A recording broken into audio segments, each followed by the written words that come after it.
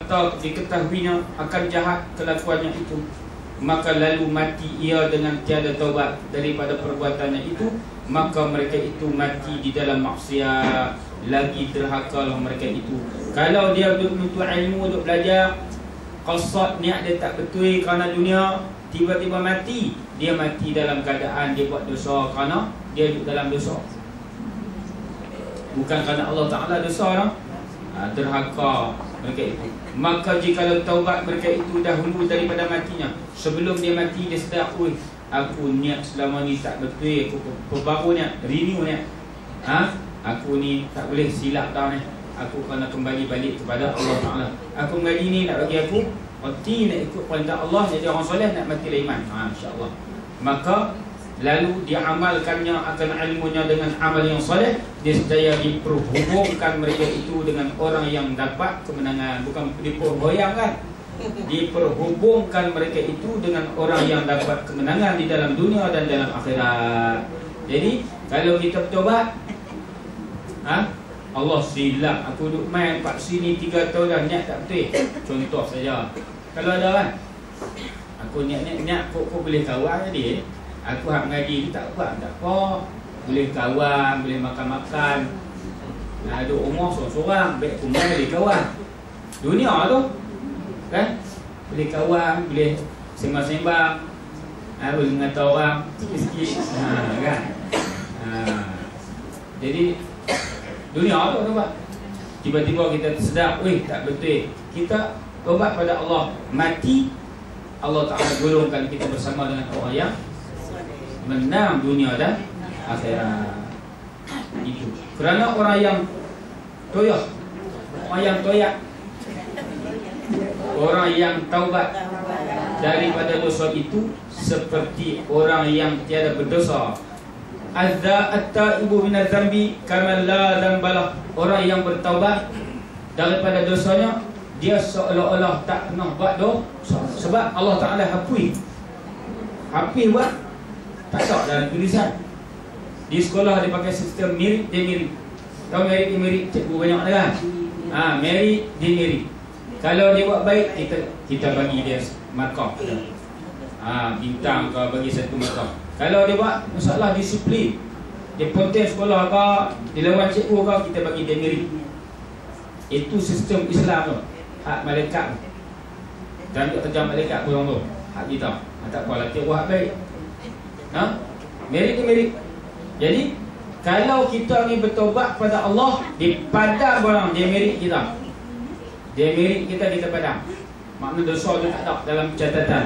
Seolah-olah kita tak pernah buat dosa. Tengok bila nak keluar sekolah, tengok, bagus budak ni cemerlang. Sebab dia buat dulu jahat bukan main, dulu buat bukan main. Lepas tu dia berubah perangai, dia bertobat. Nampak perubahan dia. Budak ni rajin baca buku, dengar kata apa semua. Orang tak nampak dah hak mula-mula. Dalam buku pun tak tulis dah jahat tu, cemerlang. Dikira hak hujung. Tapi kalau mula-mula bagus, kau masuk sekolah budak tu bagus, kami untuk lebay ni orang pijak semut pun tak mampu.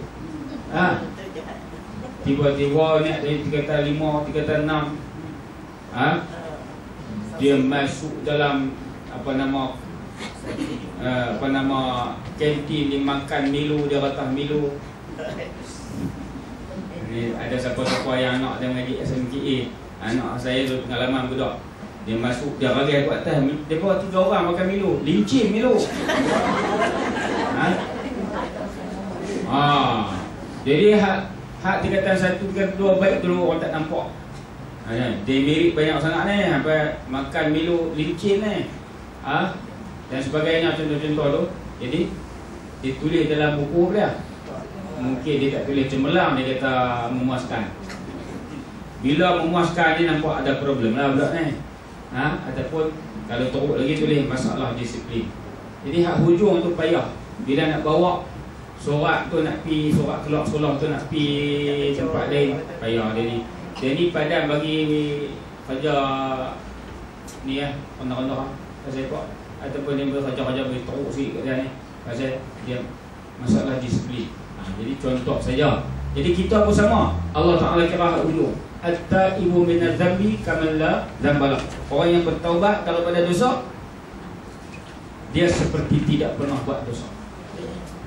Jadi kita kata, kita ni, ya Allah, baru ni ada orang main kat saya, masalah, orang bermasalah.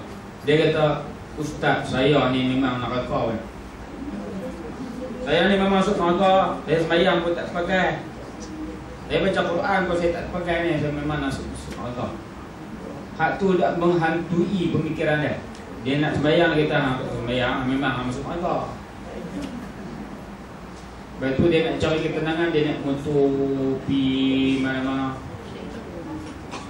Ni orang yang diganggu oleh syaitan, supaya kita rasa putus asa.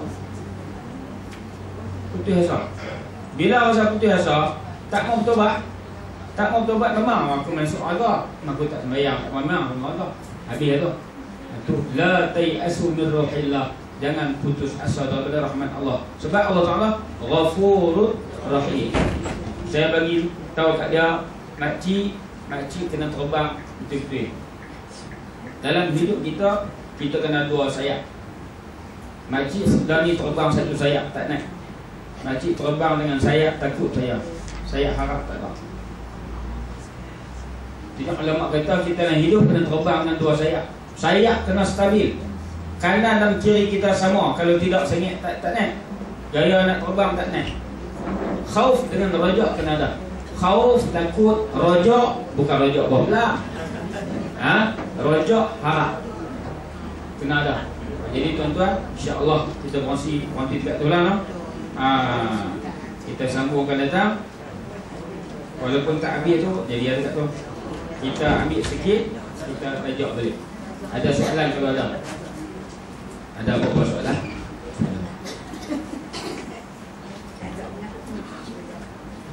Ustaz, saya nak tanya soalan tentang sembahyang kan? Ya. Di rumah ni kita ikut macam kita kiblat tu, ikut arah matahari tu macam mana ada tu kan? Dulu dah betul-betul betul kan? Ya. Saya betul.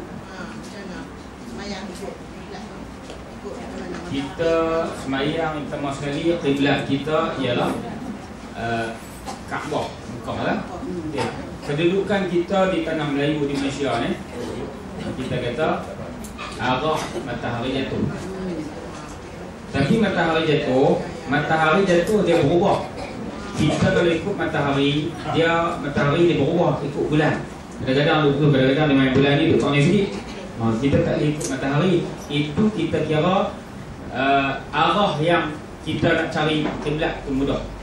Adapun kiblat yang mengikut mazhab Syafi'i, dia kena ainul Kaabah.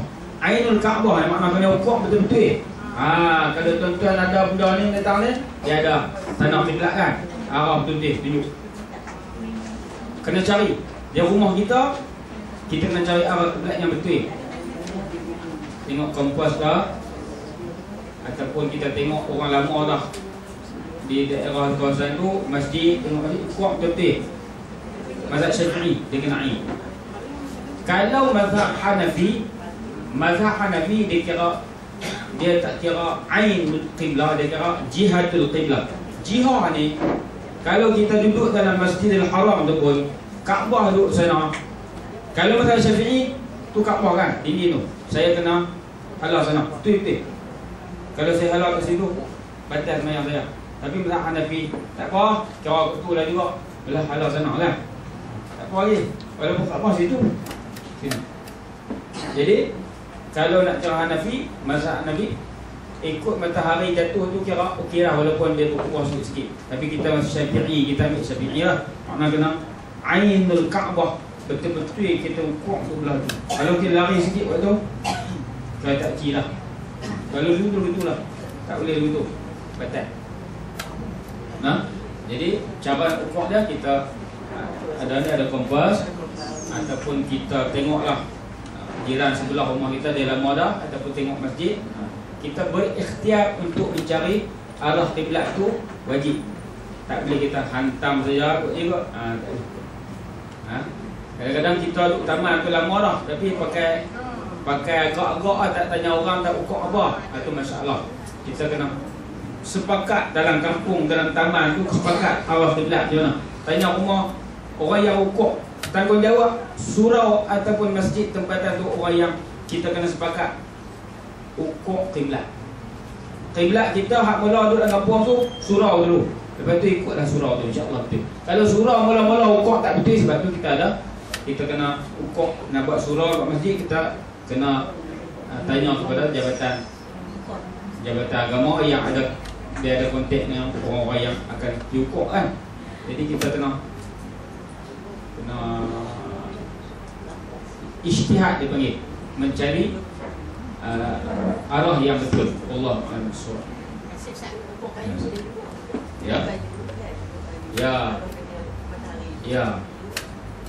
Ya betul.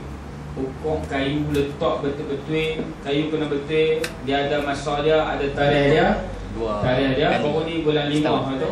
Dua kali setahun. Okey 5 lebih tu. Ada kadang-kadang kena hari. Saya pernah ukur dulu saya untuk sekolah. Dulu saya pernah ukur. Memang tepat. Jadi tahun ni tak tahu bila. Kalau kita tahu esok kita boleh buat pengumuman. Kita tapi kena tiang kena bagi betul. Buat siap-siap tiang dulu. Ambil kursi ni panjang ambil kan. Ukur tu, garis tu ambil pen tanda ikut bayang. Itu paling tepat sekali. Ketika itu matahari duduk tengah-tengah atas Kaabah. Itu dia. Sebab tu lah ni kita kembali balik kepada Kaabah adalah kiblat dan Kaabah adalah tempat tumpuan, Kaabah adalah pusat bumi. Semuanya bertumpu kepada Kaabah. Orang sembahyang semua menghadap Kaabah. Nah, wallahu a'lam bissawab. Ada soalan lain? Tak nak? Tak ada. Kita akan jumpa lagi insya-Allah. Bismillahirrahmanirrahim. Alhamdulillahirabbil alamin. Wassalatu wassalamu ala sayyidil mursalin wa ala alihi wa sahbihi ajma'in. اللهم اجعل جمعنا هذا جمعا مرحوما وتفرقنا من بعده تفرقا معصوما ولا تجعل اللهم فينا ولا معنا شقيا ولا مطرودا ولا محروما ربنا آتنا في الدنيا حسنة وفي الآخرة حسنة وقنا عذاب النار وصلى الله على سيدنا محمد وعلى آله وصحبه وسلم الحمد لله رب العالمين سبحانك اللهم وبحمدك